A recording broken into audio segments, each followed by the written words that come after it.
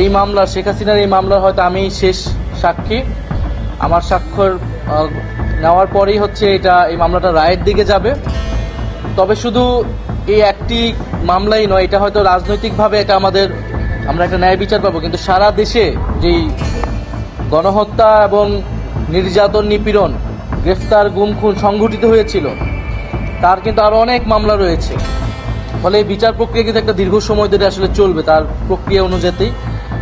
ফলে নির্বাচনের পরেও যাতে এই বিচার প্রক্রিয়া কোনোভাবেই বাধাগ্রস্ত না হয়, সেটার জন্য এই ট্রাইব্যুনাল এবং অন্যান্য যেই বিচার প্রক্রিয়া রয়েছে সাধারণ কোর্টে, সেটা যাতে অব্যাহত থাকে সেই প্রতিশ্রুতি আমাদের এই সরকারের পক্ষ থেকে, সেই একটা রোডম্যাপের দাবি আমরা জানিয়েছি।